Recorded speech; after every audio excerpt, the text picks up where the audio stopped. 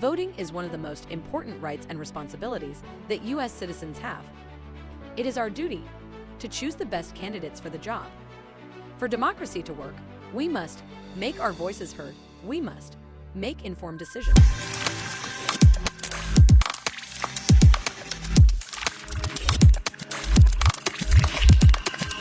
Hello, ladies and gentlemen, members of our community.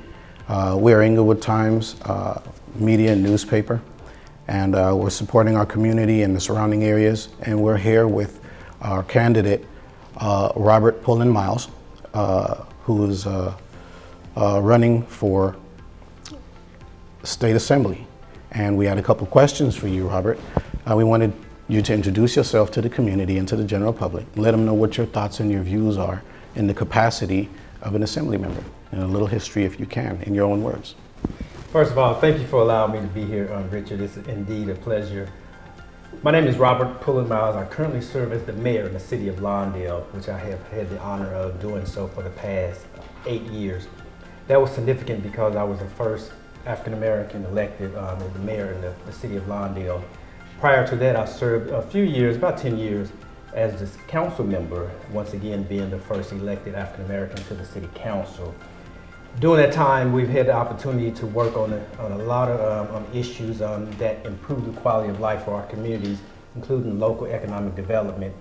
Our community, as you know, is known as the heart of the South Bay, and we've done exactly that. We've grown our community.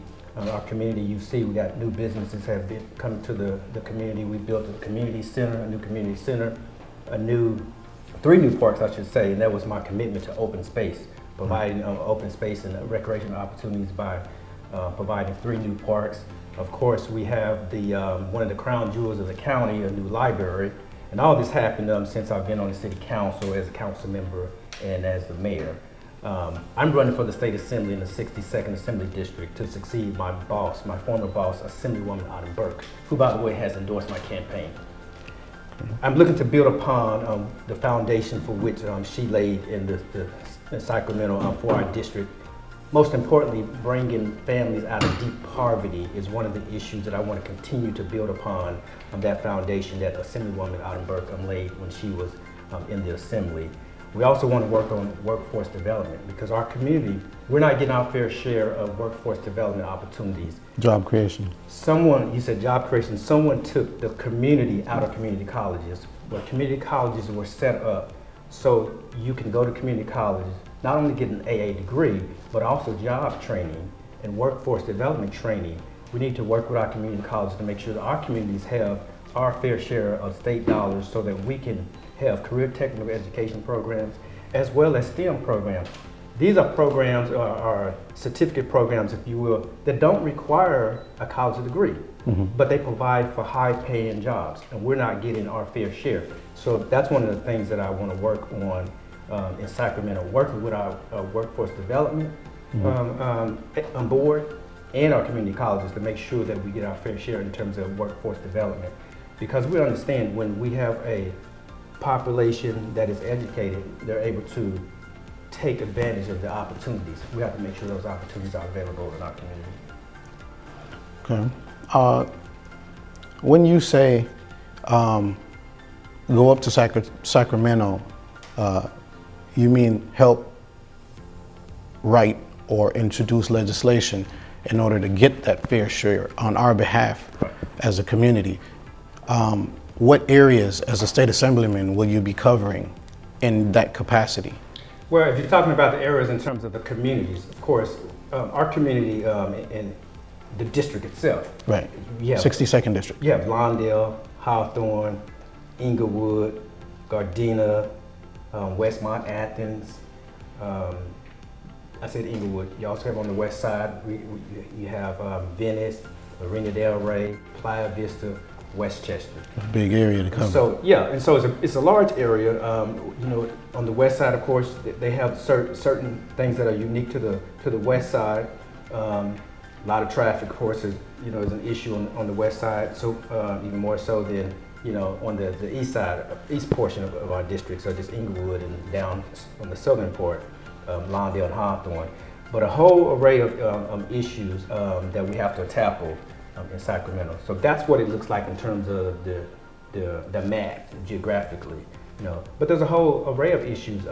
But there's issues that the whole district, of course, concerned about. We're all concerned about the environment, our air quality. We're all concerned about job creation in our community, not just on the west side, but also on the east side of the district, whether it be Westmont or Athens area.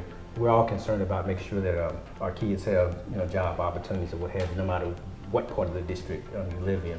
So we're going to be working on all those issues together as a community. Excellent, excellent. There's a question that I had asked, one of our viewers had asked. They said, what made you decide to run? So council member, 3 terms, mayor, 3 terms, and now you're going to state assemblyman. And that is so that you can do more. Can you expound on that? Well, it's thank you for bringing it up, because the fact that I've been a city council member and a mayor, as you know, the mayor is the chief election officer in the city. That gives me a unique perspective going to Sacramento that none of my none of the candidates have. That type of experience, and that's the type of experience you need in Sacramento, because often what happens in Sacramento, and I know this from being 24 years as a staffer in the legislature, having worked for 4 members of the legislature, often sometimes the legislation that's crafted in Sacramento, it has a different look and a different feel once it's implemented on the ground. Right. And so by having a person that's familiar with local government, has been the chief executive officer of a city, we know how those actually are implemented on the ground, and sometimes they have unintended consequences from Sacramento when it's implemented actually on the ground. That gives me a unique perspective, because I'm able to look at proposals through that lens rather than just from Sacramento down. Right. I know exactly. I have a feel, like to say, of how it's going to be implemented on the ground, and some of the pitfalls that members that never served in local government may not have that perspective. Right. Certainly, if they have not served as the chief executive officer of the city, may not have that perspective in terms of how legislation actually plays out on the ground. That's one of the advantages I have in this race that I bring as a candidate. Awesome, awesome. I had another question. There was a question about public safety. In the capacity as mayor, you did a great job with job creation, public safety, homelessness, and as state assemblyman, what do you think you'll do in that capacity to increase those things as far as safety and so forth in our community? Yeah, well, public safety is job one.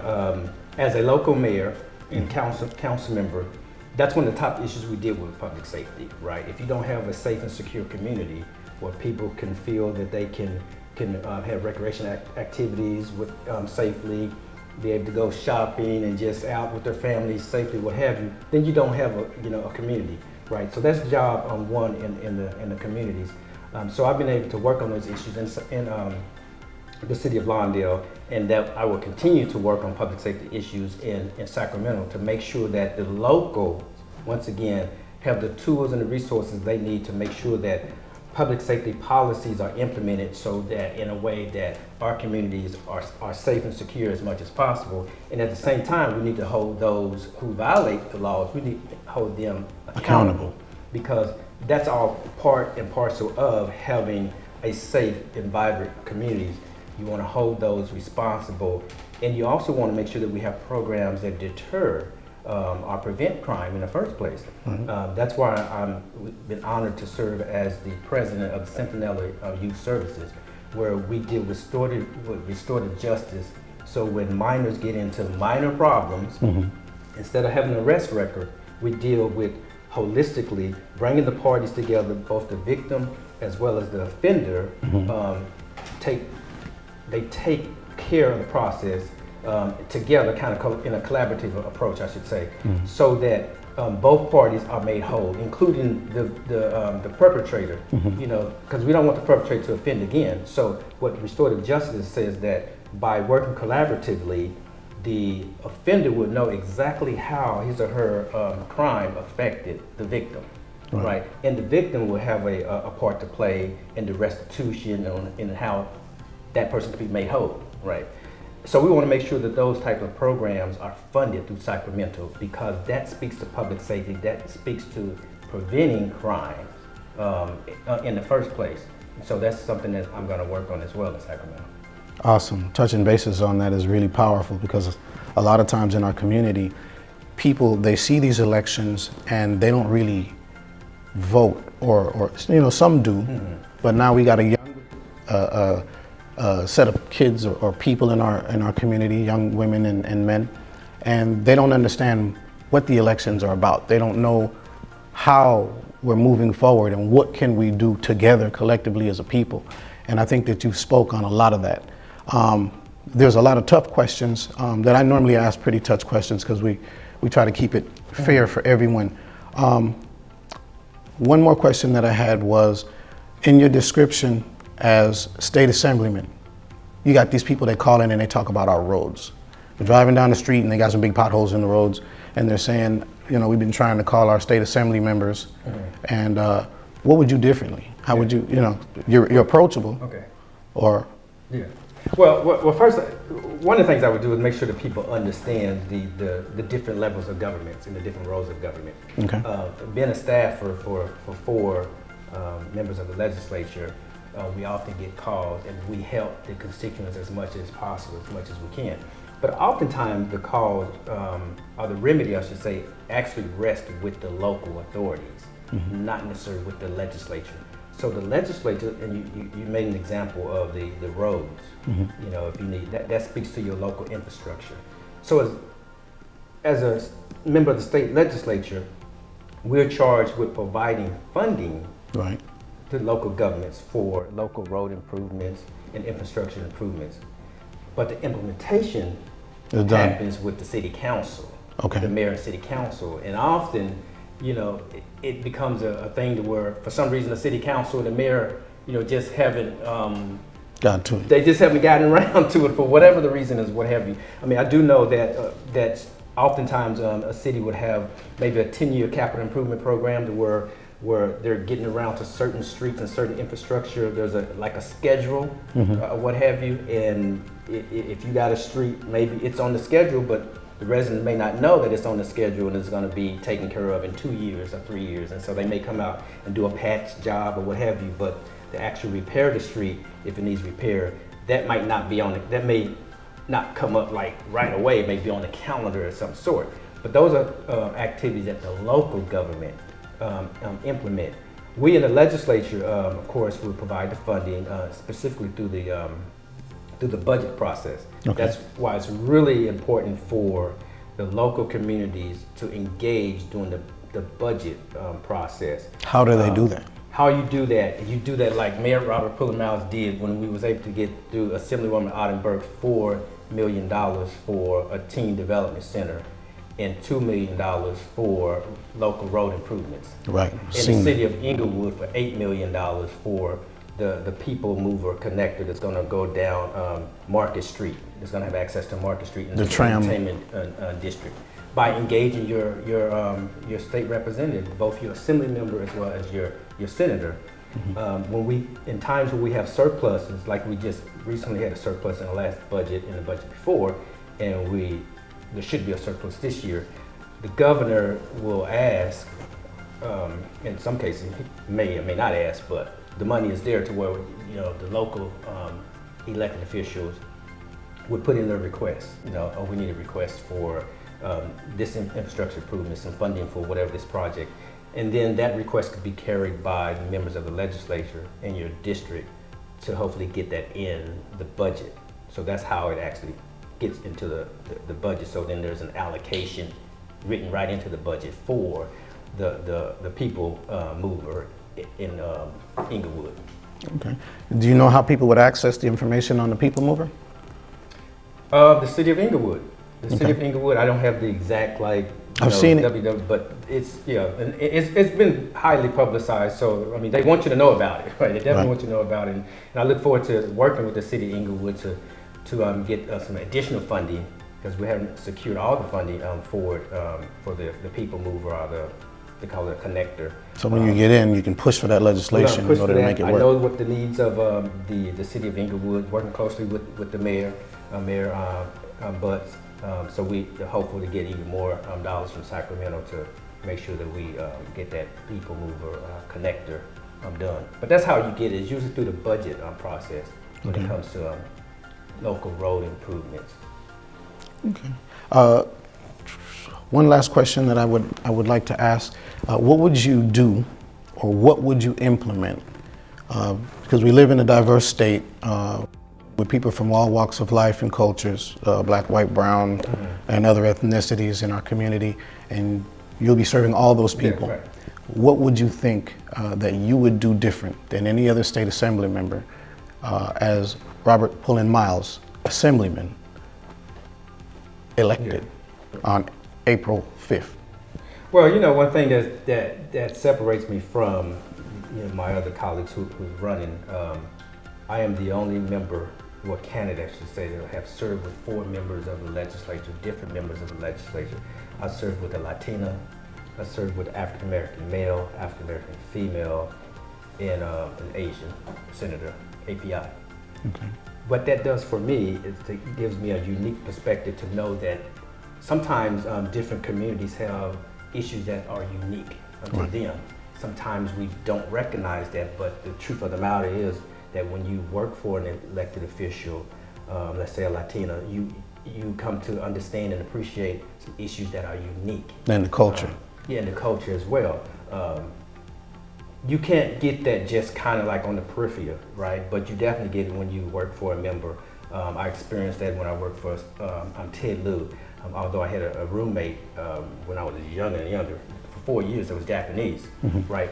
But I couldn't really appreciate all the uniqueness that they need to their community until I worked for Ted Lieu, going through all the API events or what have you, and really appreciating their culture and their vast, history and what have you. I'm the only candidate with that type of experience, and that's the type of experience that I would bring to Sacramento with me.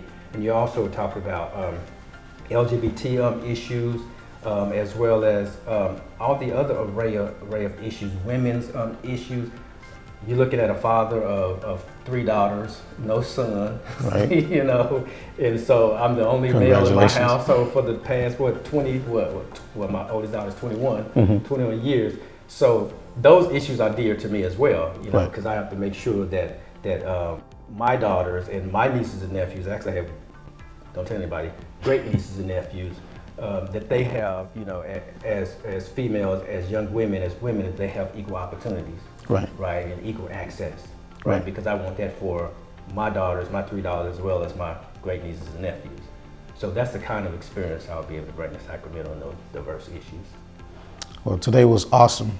Meeting with you was awesome, and being able to share with our public is powerful because, like I said, a lot of people have a lot of questions, and I see how you behave. You don't really pull into the negative. It's always a positive drive with you, which is a character that we need in Sacramento. I appreciate that. And we give everybody a fair shot. We let everyone have a fair voice, and at the same time, common sense is common sense. And I really, really appreciate your voice, and I thank you for this interview. Absolutely. Thank you. I appreciate you.